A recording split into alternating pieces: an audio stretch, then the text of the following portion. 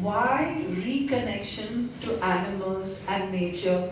Now, Mr. Jairam said a little bit about dogs and cats, but I grew up in Mumbai, which is a busy city like Bangalore. Is there any way we can reduce this noise?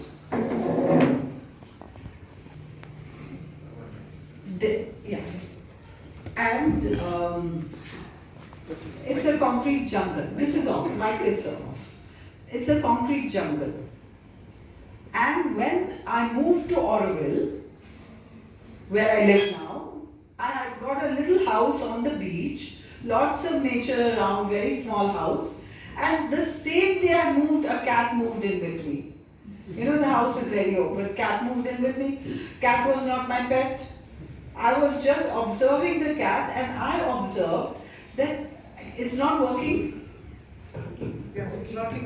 No, can you reduce the sound? That screeching sound. Screeching sound. Can you increase the AC everywhere and decrease the sound? Wonderful. Okay. So, I moved into this house and this cat moved in with me, and over a period of observing the cat, I realized that the cat knows how to be well, but we don't. My patients were coming to me day and night. I mean, I had so many patients in Mumbai and then I got sick and I realized that I had to slow down. So I moved to Oroville, you know. But now I thought my patients don't need to be sick. If cats know how to be well, why don't human beings? So I changed my whole method of working and I started teaching people how to remain well, how to never get sick. Now, shall I tell you what happened really? I was working in a healing center and I used to tell my patients, do you want me to teach you how to get well or do you want me to give you medicines? So what will patients say? Teach me how to get well, right? But then when I told them what to do, they didn't want to change and my patients just dropped. At one point I had very few patients after having so many patients, you know. So the healing center said, we don't have a room for you. We cannot keep a room empty half the time. You go. I said, fine. I said that I know what I'm doing. I cannot just work according to what patients want. I have to work on what I believe is right. So I moved away. I got another office. I started my practice. I started Shalan even before that. And I knew that if one person gets well, another 20 are going to come to me. Right? And that's what happened. Right? Today Sharan has on our mailing list, we have more than 1 lakh people. And that's because, you know, people just spread it by word of mouth, right? So this is what you can learn to today. I have to say that in 1 hour you can't learn everything. I will do my very best because my goal is that none of you ever get sick and if you're already sick, you get well. Okay? So we have to understand what is nature's laws.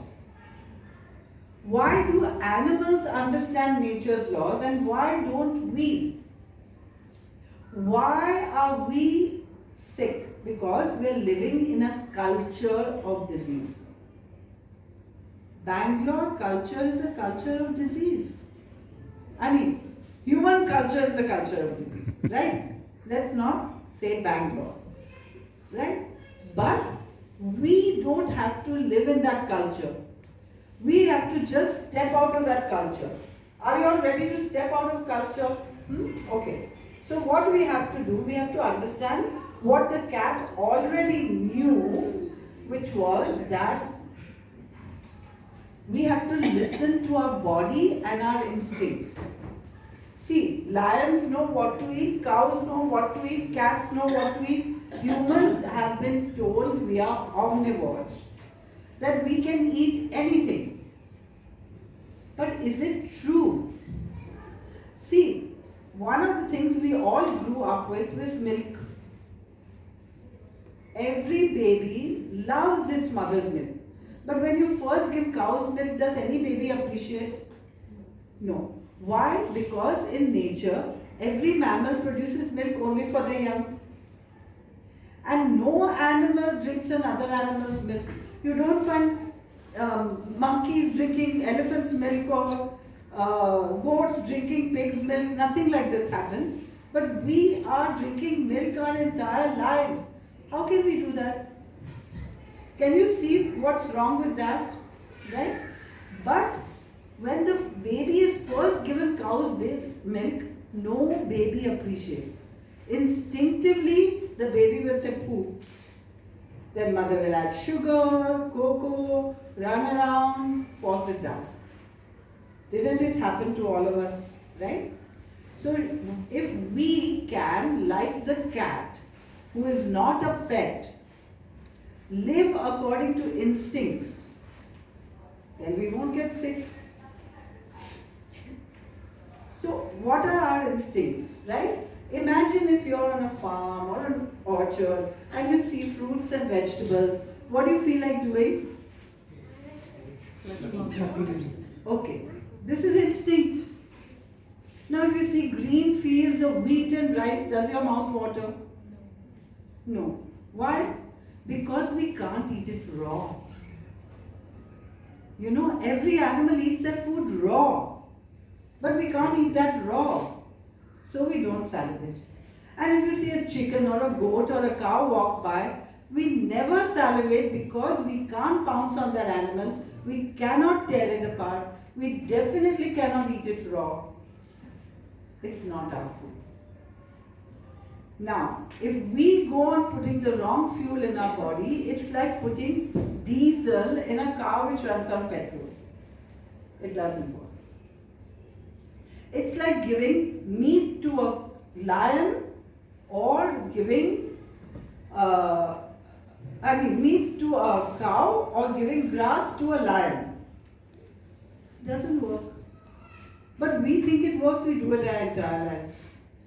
And then we only build hospitals and medical colleges and all this stuff.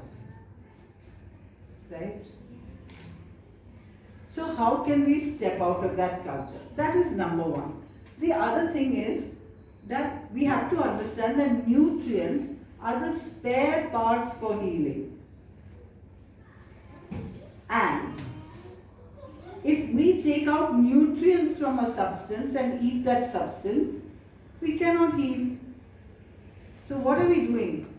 Sugar, white rice, oil, white flour.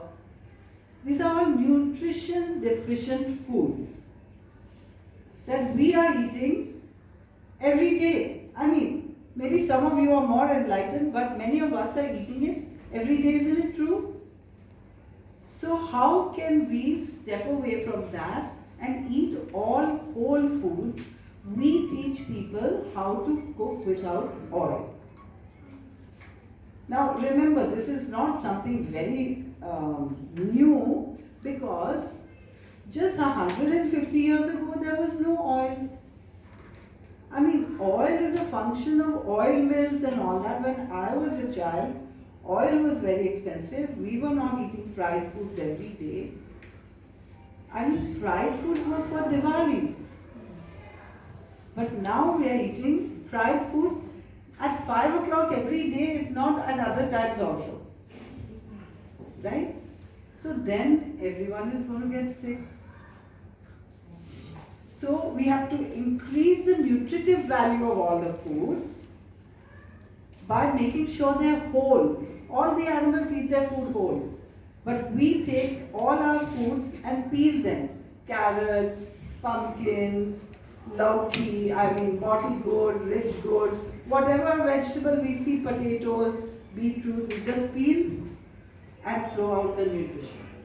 Maximum nutrition is just under the skin. So if we can eat nutrient-dense food, we will do good.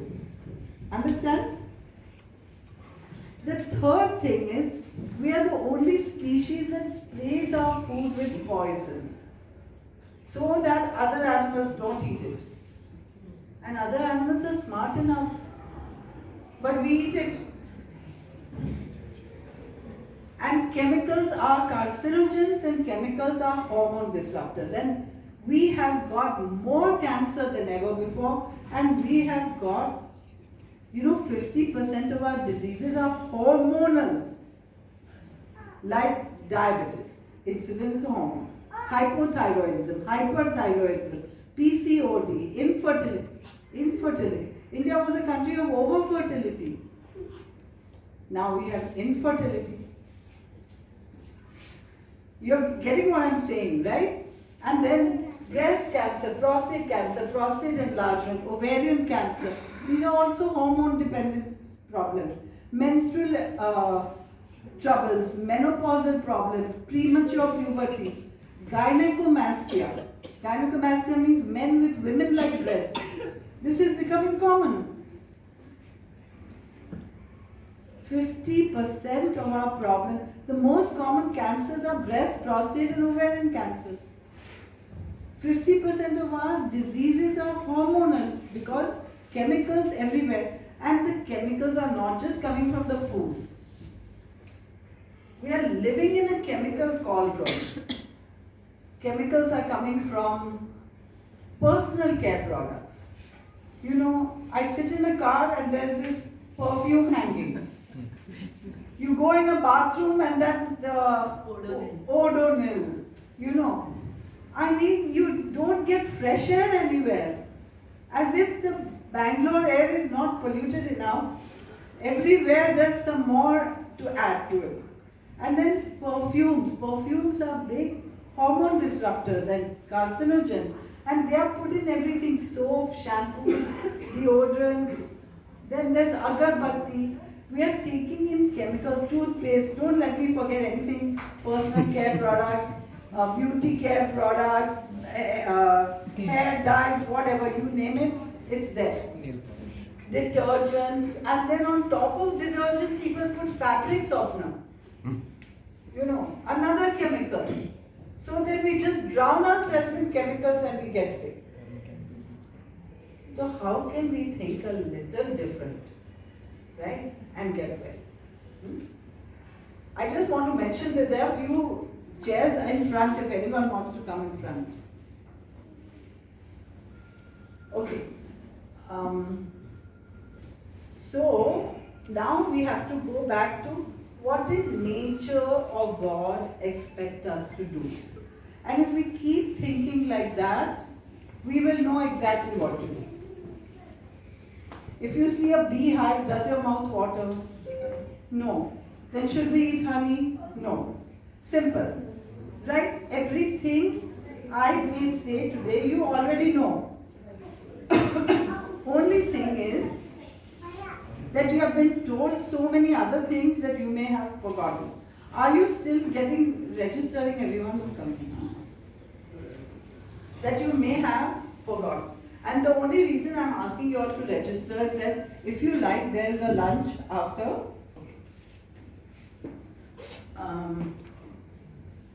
So to come back, we have to just go on living the way nature or God expects us to. Like for example, today there's intermittent fasting. Now, if we think, when are we supposed to eat according to nature? Then we can't eat before sunrise because you can't go and pluck your food. And you can't eat after sunset because it's dark. This is already intermittent fasting. But now it has a name, right?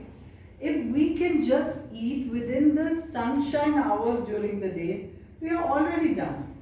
If we can sleep when it's dark, instead of putting bright lights and TV and social media on, we are already getting well. Maximum healing takes place when we are asleep. And maximum between 10 and 4. But we have to be asleep. That's why in hospitals they have visiting hours. So that you don't go on waking up the patient all the time. Right? So how can we go closer to nature? That's it. If you all start thinking, you don't need me. Right? The only reason you need me right now is because you're still maybe in the culture of disease, and I'm just going to point you to the culture of health. Right? Okay. So up to now, do you have any questions? Okay, then I'm going to quickly go through the presentation which I have so that you get a little gist of things. Hippocrates, the father of medicine, said, "Let food be thy medicine and thy medicine food," right? I mean, if we eat the right food, we don't have to worry about anything. Now today we have so many diseases, and all the ones I'm putting up can be reversed with dietary and lifestyle changes. Can we have some silence? That means if the children are talking, you can just step out and have the children play outside.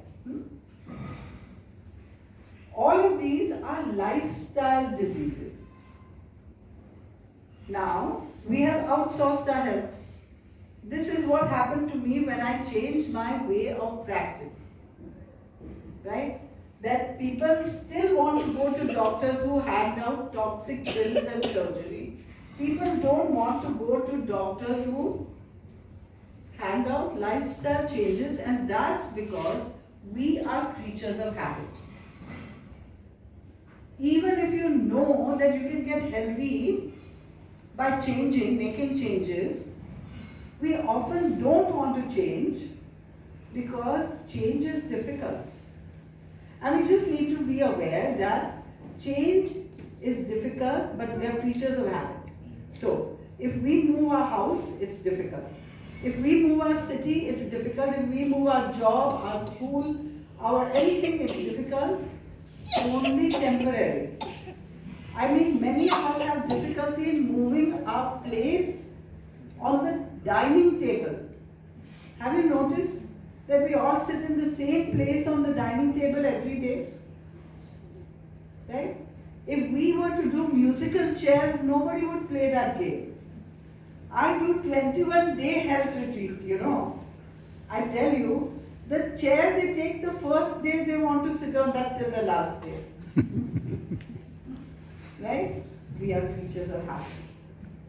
But that's the beauty. That if you change that habit, if you take a little time to change that habit, then you will love the new habit and then you won't have any problem.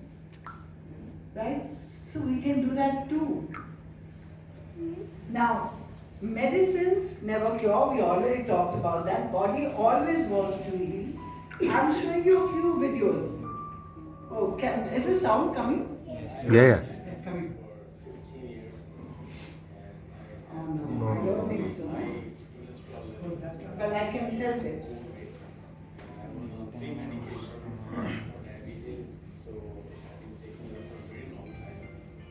Oh, I don't know.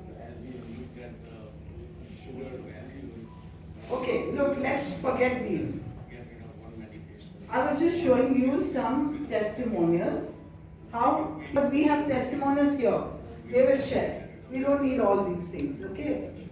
But I'm just telling you that, like, this man, in 21 days, he got rid of his diabetes medicines. This man got rid of osteoarthritis. And this man this is a young boy who had rheumatoid arthritis. And his mother is a doctor, and he was a dentist, and he changed his diet and got rid of rheumatoid arthritis. His friends couldn't believe it. He's off all medicines. How many days it took for him to reverse rheumatoid? Months. No, not days. It's all matter of months, right? But he got well. He lost 36 kilos, and he got well. This guy is from Dubai. I did a seminar, full day seminar in Dubai, and he joined, and he could not sit, he could not stand, he was so uncomfortable. But the next time I did a seminar in Dubai, he came again. And then one of our colleagues did this program, and that's when he took this video, and this man was well. Tell me, are you getting enough air? Yeah, yeah. Okay. Now this lady, she started soon after I started Sharan, or just before or something. Huh?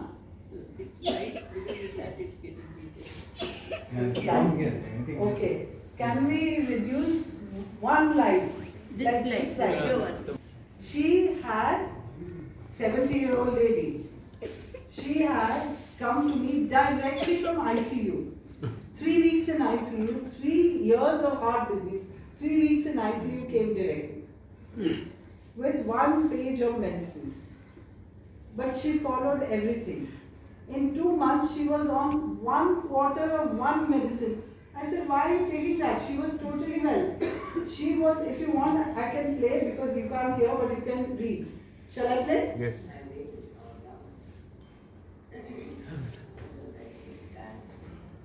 And I walk every morning for 15 minutes and I exercise for 45 minutes. And I feel good. I feel very good. I have a very active program. I was very I was very tired. The most important probably is that I stopped the tea and the coffee. I think that was giving me very false signals. I think because I'm a tremendous tea and coffee lover. Not tea so much as coffee. And I think that is a very important change in my life. I think I never used to eat and I never felt hungry. Now I have a much more normal life, really. And now I feel I'm really out of it and my medication is very little. So I don't think I have long. So it's like now I feel more relaxed about what I have to do. I think before I was more pressured about, especially when I used to get into it, like the last 3 or 4 years, when I was very tired and I had to go to school and I had to do it. It was a terrible strain on me. I mean, you can't believe what a strain it was. I couldn't even get out of the bed in the morning.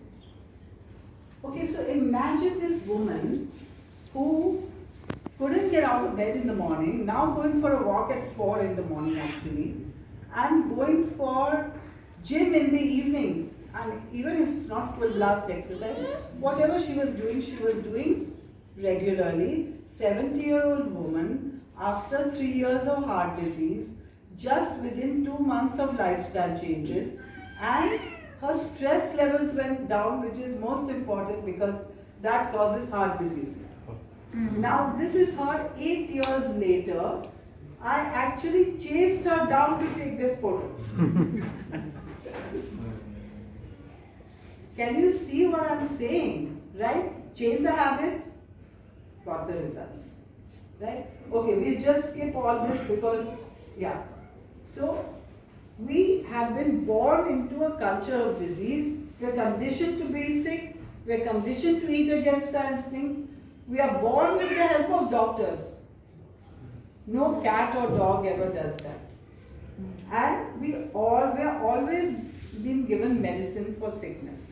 So this is a habit. We have to change the habit. Right? Okay. Now, if we want to reverse a disease, how will you reverse? Tell me somebody. If you want to solve a problem, how will you solve the problem? What are the root causes? Understand the root cause, right? So when we take medicines, we are working at the level of symptoms, right? When we remove the cause, we are removing the disease. So we should always think, what is the cause of diabetes? What is the cause of hypertension? How do I get rid of it without medicines? And then we can get results, right? So what are the causes of disease? Wrong understanding. We actually have wrong understanding. We think that we need to follow the culture of disease right now. Then wrong nutrition. Because we are eating whatever they're providing, packaged foods, processed foods, refined foods, non-organic foods, animal products. We are herbivores. We can't eat those animals. Right? Sorry. Then medicines. We have to learn about that. And chemicals. We talked a bit about that. And lack of exercise. Now, why do we have legs and arms? So that we can move, right? So we have to have an exercise routine, And then stress. Now see, stress is something that we've all experienced, yes or no? Okay. Would you like to get free of stress? But can we get free of stress in this world? No. Because everyone has a problem. But can we reduce our stress considerably? Yes. Now see, we experience stress through hormones. When we are stressed, our adrenaline is high, our cortisol is high. Have you heard about that? Now, when we consume animal products, we are consuming their stress hormones. If we take a cow and artificially inseminate her so that she becomes pregnant as soon as possible, and then we take the baby and tie the baby up and take all her milk and sell it in the market, do you think she is happy? Totally stressed. So those stress hormones are coming to us through her milk. If we eat chicken, have you seen those chickens being slaughtered in front of each other? We are worried when we have fever and these animals are being slaughtered. So they are not in a happy mood. We are absorbing their stress hormones. Imagine if you just clear out all the stress hormones of others. And that's what he did. Arun, whose name is very long, but his results are very good. That's what he did, He just removed all the wrong foods and his anxiety and psychosis went away. Now, he didn't come here to learn, he came here to thank me. Thank you. Okay. So, and then lack of rest. Like you can't exercise and not get rest and expect to eat. And those who will come later, there's still 2 chairs right in front if you want. Huh? You can always come up. So, if you like. Huh? So, lack of rest, then lack of fresh air. One more chair. Lack of fresh air. As always, fresh air, even in polluted Bangalore, fresh air is better than stale air.